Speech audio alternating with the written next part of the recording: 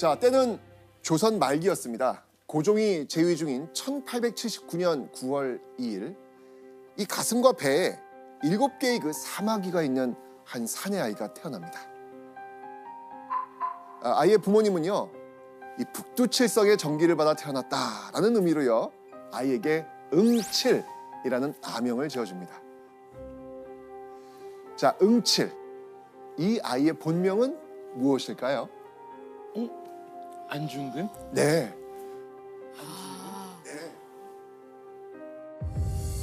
맞습니다. 오늘의 주인공 바로 안중근입니다. 혹시 그의 가족들에 대해서 들어보신 적 있나요? 안중근의 가족들에 대해서? 아니요. 많은 분들이 안중근은 뭐 너무 잘 알고 계시지만 안중근의 그 가족들에 대해서는 또 잘 모르시잖아요. 네. 자, 한번 보시죠. 안중근은 아버지 안태훈과 어머니 그 조마리아의 그 3남 1녀 중 맏아들입니다.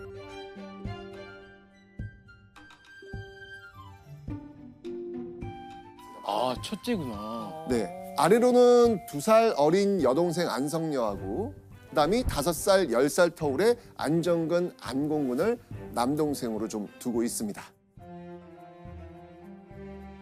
그리고 이 안중근 집안이 남달랐던 이유가 또 하나 있습니다. 바로 대대로 무관을 배출한 무인 가문이라는 겁니다. 네, 이쪽 스타일. 아, 네, 무관. 자, 경제적으로 넉넉하고요. 무인 집안에서 태어난 이 안중근. 글 공부보다는 말타기, 사냥 이런 걸 굉장히 즐겨했거든요.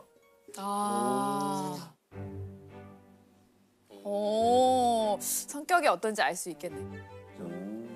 특히 안중근의 이솜씨는 유명했죠. 뭘 것 같습니까? 뭔가요? 사격. 당. 네. 맞습니다. 사격. 맞습니다. 네, 맞습니다. 네. 특히 이 안중근의 사격 솜씨는 일품이었습니다. 사격. 자, 이 무인 기질을 갖춘 안중근은요, 어려서부터 이 뜻하는 바가 있으면 그 주장을 굽히지 않는 성격이었습니다.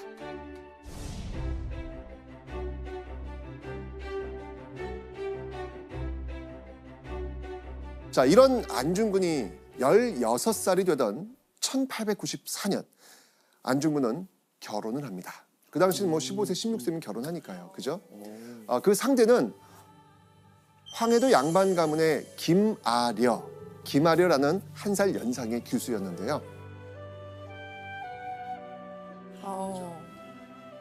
자, 그런데 결혼을 한 그해 안중근은요, 일생일대의 사건과 맞닥뜨리게 됩니다. 무엇이었을까요? 뭐 개혁이 일어나는. 맞습니다. 조선 관리들의 부정부패를 참지 못하고 들고 일어선 농민들의 봉기, 바로 동학농민혁명입니다. 생전 처음으로 1894년 이 안중근이 전투에 참전을 합니다. 이 전국 각지에서 봉기한 동학의 물결이 이 안중근이 살던 황해도 지역까지 퍼졌던 것이죠. 아, 거기까지였구나. 그렇다면 자, 안중근은 어디에 참전했을까요? 응? 무슨 지? 당연히 뭐 당연히 이제 농민 입장에서. 그렇게 이해되시겠죠? 네. 자, 여러분들, 안중근의 아버지 안태훈은요, 황해도 지방관리의 요청으로 동학농민군 진압에 나섭니다. 반대편인 거예요? 네. 그리고 아들인 안중근 역시 아버지를 따라 진압군에 가담해서 전투에 참여합니다. 진압군에 들어간 거예요? 네. 아유, 이거는 좀. 자, 이유를 좀 한번 좀 설명 좀 해주시죠. 안흥칠 역사라고 안중근의 이제 자서전을 보면 동학농민군이 외세를 위해서 외세하고 싸운다라는 이름으로 관리를 죽이고 뭐 백성들을 괴롭혔다. 이거는 나라에 불충하는 것이다. 용서할 수 없는 것이다라는 게 당시 안중근이 보는 세계관이었어요. 아, 맞습니다. 당시 동학농민혁명은 어찌 본다면 난으로 보여진 거죠. 충성하지 않고. 그렇죠. 난으로. 그렇네. 나라를 지킨다는 생각으로 목숨 걸고 싸운 안중근 부장. 그런데 동학농민혁명이 끝난 이후 안중근의 아버지 안태호는요 급하게 몸을 숨겨야 했습니다. 왜? 동학농민군과 맞서던 그 당시에 이 아버지 안태호는요 동학농민군이 쌓아놓았던 그 곡식들을 빼앗은 적이 있습니다. 그리고 그 곡식은요 동학농민군과 맞서 싸웠던 병사들을 위해서 군량미로 사용이 됩니다. 그런데 동학농민혁명이 정리된 이후에 조선의 고위 관료들이 그 곡식, 동학농민군으로부터 뺏었던 그 곡식을 내놓으라는 겁니다. 안태호는요 이 상황을 알아보기 위해서 한양으로 갑니다. 그런데 고위 관료들 네. 안태훈을 조선 조정의 반역죄로 몰아가려고 한 겁니다. 와. 자, 위기에 몰리게 된 이 안태훈, 그는 집으로 돌아가지 못하고요 몸을 숨겨야만 했습니다. 그래서 급하게 안태훈이 피시됐던 곳이 있습니다. 자, 어디였을까 한번 보시죠. 어디서? 여기 성당? 네. 맞습니다. 바로 성당인데요. 오늘날 명동 성당이 된 종현 성당입니다. 아, 당시 외국인이 운영하는 종교 시설이었기 때문에 성당은 일종의 치해법권 지역이나 마찬가지였습니다. 아, 자, 그리고 이때 이 성당에서 지내면서 안태훈이 천주교 신자가 된 겁니다. 안태훈은 천주교의 교리를요 가족들에게도 열심히 전파합니다. 안중근도 역시 이 천주교의 만민평등 사상을 접하고 모든 인간은 존엄하고 평등하다는 것을 깨닫게 됩니다. 그리고 가슴 깊이 천주교를 받아들입니다. 그러던 어느 날 안중근은 아버지에게 뜻밖의 말을 꺼냅니다.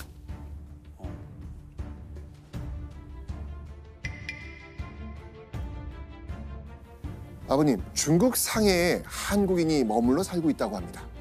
우리 가족도 그곳으로 이주한 뒤에 뒷일을 도모한 것이 어떻겠습니까? 이게 무슨 말일까요?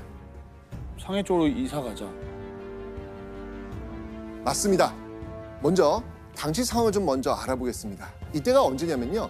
일제가요. 대한제국의 외교권을 빼앗아가는 조약을 강제로 체결한 해입니다. 1905년입니다. 이 조약을 일산회견.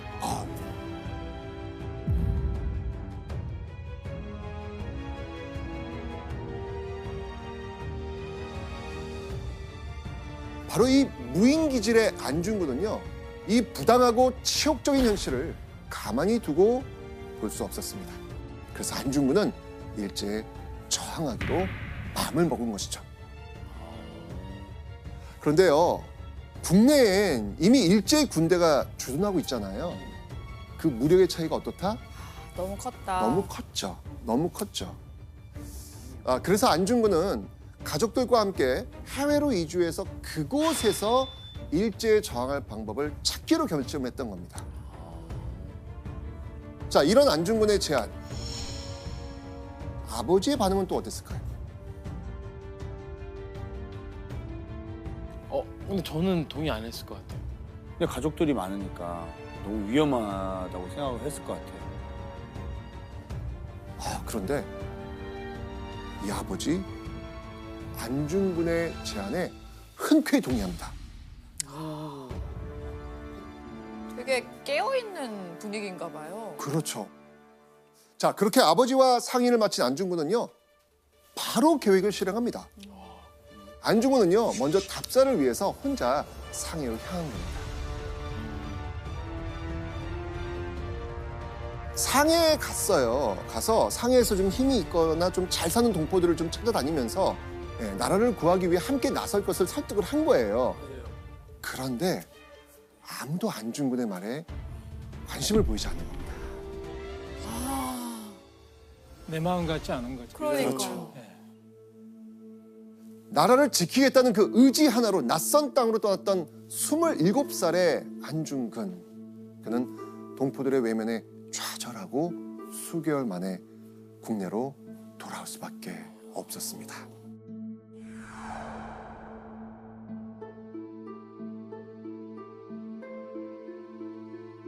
그리고 귀국한 안중근을 기다리는 건 하늘이 무너지는 듯한 소식이었습니다.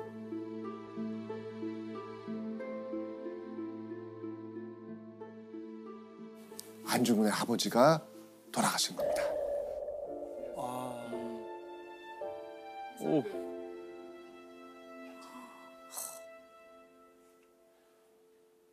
마음을 같이 하던 분이 사라졌으니까 약간 마음속에 있던 그런 뭔가가 무너져 내린 것 같을 것 같아요. 맞습니다.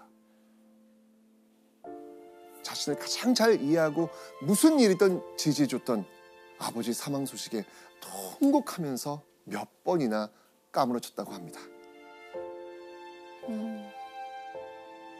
부친의 혼백을 모셔둔 제사상 앞에서 아버지와 함께 계획했던 항일 저항 운동에만 정진한 것을 다짐했던 겁니다. 쉬운 거 아니잖아요. 쉽지 않아요. 엄청난 결심.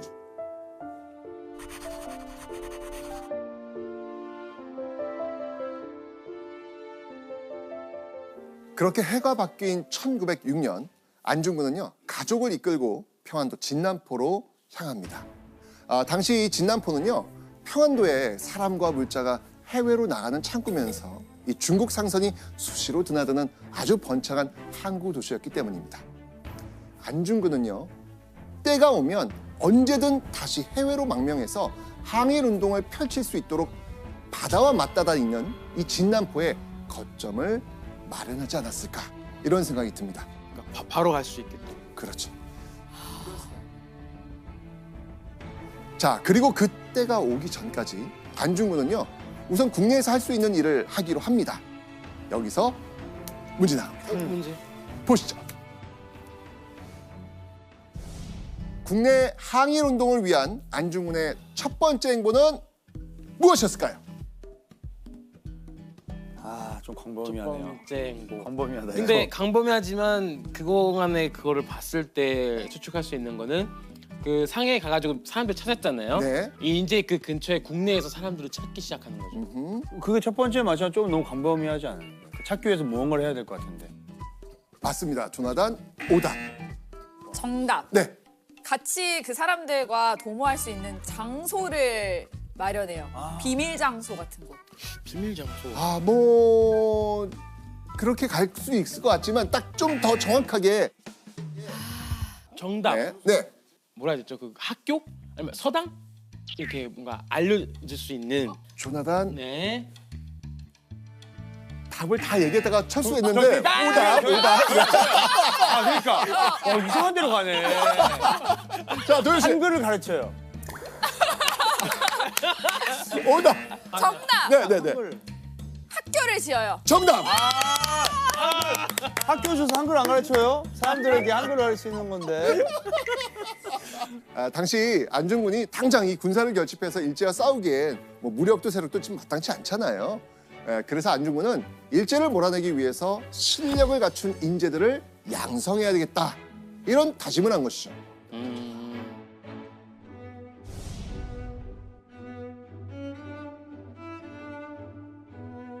자, 그런데 학교를 짓고 교육을 하려면 당연히 큰 돈이 필요했습니다. 자, 이때 안중근이 돈을 마련한 방법 무엇이었을까요? 집에 돈이 좀 있었잖아요. 네. 그런 논과 밭을 좀 팔아요. 아이고, 맞습니다. 와. 네, 맞습니다. 네, 맞습니다. 맞습니다. 대대로 물려받던 집안의 재산을 처분하려고 합니다. 와. 그런데요. 자, 이 가산을 정리하려면 동의를 구해야 되는 사람이 있습니다. 그럼요. 누구였냐면요. 바로 동생입니다. 형제들 허락 맡아야지. 그런데 형 안중근이 집안 재산을 정리해서 학교를 세우자고 했을 때 동생의 반응은 어땠을까요? 형 반대죠. 반대. 무조건 반대하죠. 가족들도 있고. 그럼 형 마음은 알겠지만 지금 정리할 거면 형 목만큼만 딱 정리를 좀. 아니 무슨 말? 아니 이게 잘못하면 만약 논이 뭐 이만큼 있으면 형만큼 정도까지 괜찮은데 뭐 이런 식으로. 전체는 좀 힘들다. 전체는 힘들지. 근데 되게는 엄청 막 긍정적이지는 않았을 것 같아요. 네. 따릅니다. 지금은 우리들이 제 몸과 가족만 돌보고 있을 때가 아니므로 나는 집과 나라를 멀리 떠나 여러 곳을 돌아다니며 나랏일을 위해 목숨을 바치기로 맹세하였다.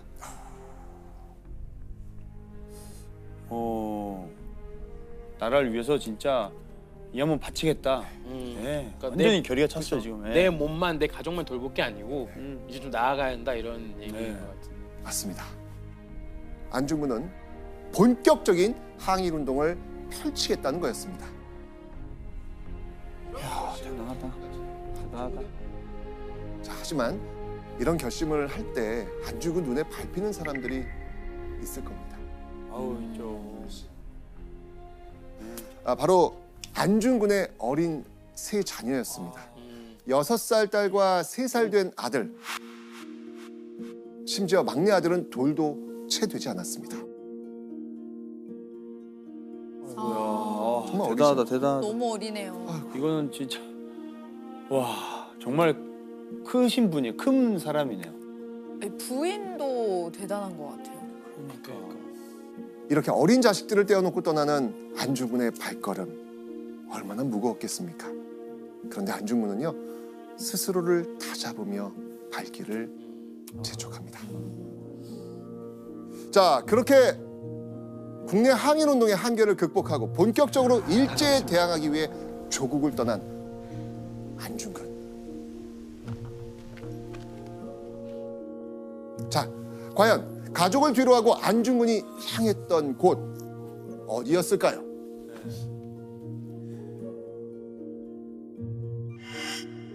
어디입니까 여기? 블라디보스토크. 맞습니다. 기반조차 없는 낯선 땅 연해주에서 안중근이 가장 먼저 했던 일은 무엇이었을까요? 바로 일제에 맞서 함께 싸울 사람들을 모으는 일이었습니다. 근데 이제 해외에서 있을까요? 그때도 찾기가 없었는데. 되게 어려웠을 것 같은데. 쉽지 않죠.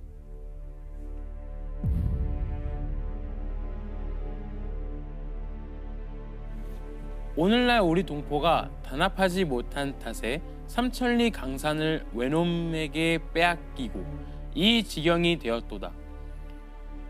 천년 형제들은 결사하여 우리 국권 어서 회복하고 대한제국 만만세를 온 세상이 놀라도록 한마음으로 단결하여 불러보세.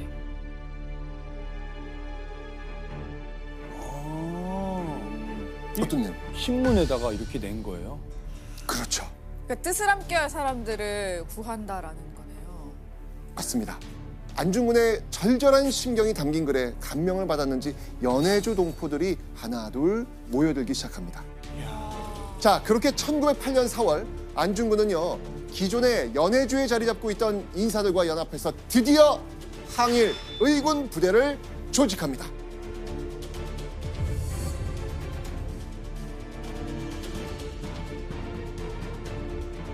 자, 그렇다면요 이런 안중근의 밑에는 의병이 과연 몇 명이나 있었을까요?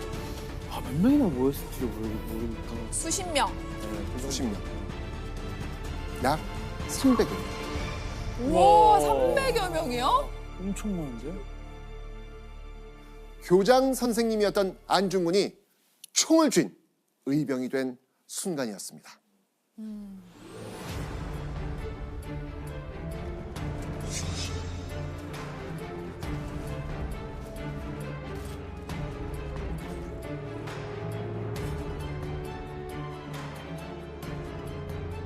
함경북도 홍이동 그리고 신화산에서 잇따라 승리를 거둡니다.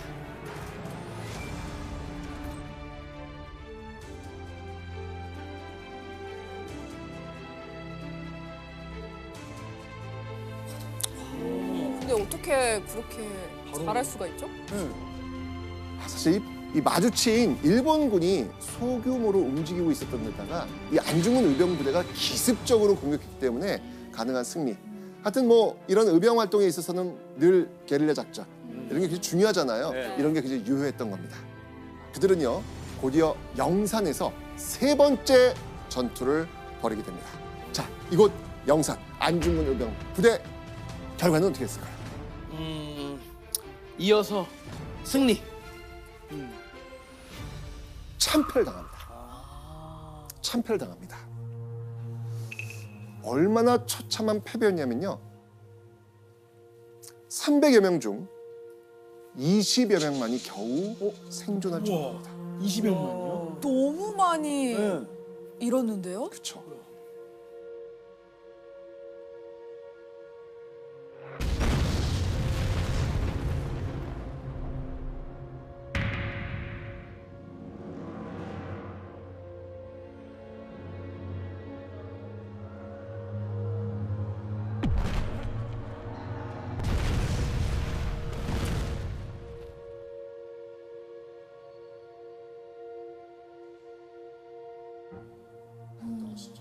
그런데 사실 이 패배 진짜 원인은 안중근에게도 있었습니다.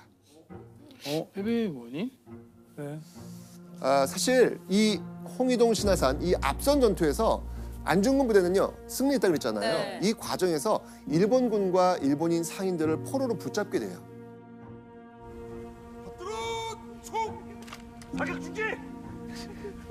이때 안중근이 이렇게 대답을 합니다.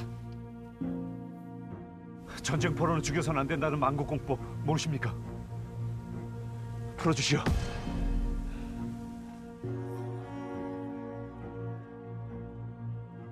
자, 이 국제법에 따르면요 전쟁 중에 사로잡은 포로 어떻게 해야 된다?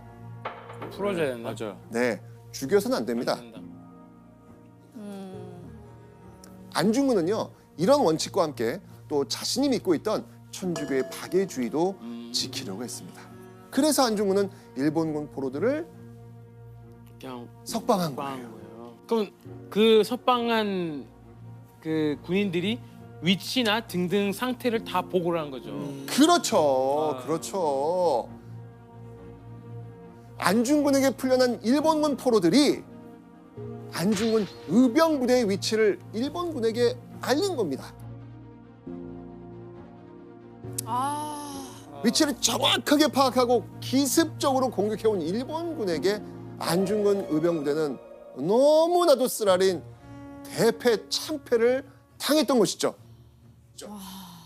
교수님, 예. 근데 안중근은 이 포로들을 좀 살려두고 이게 좀 풀어주고 이러면 이게 좀 위험하다는 걸 좀 알지 않았을까요? 근데 어떻게 된 걸까요? 알았을 거는 같은데 네. 자 그렇게 해서 풀어줬습니다. 그거는 이해를 할 수 있어요. 그런데 다른 한각도에서 보면 그러면 본인이 그거에 대해서 만에 하나 굉장히 안 좋은 상황으로 갈 수 있는 부분을 대응하는 조치를 취해야 되는데 그건 하지 못했죠. 그런 면에서는 조금 안이했다라고 볼 수 있습니다.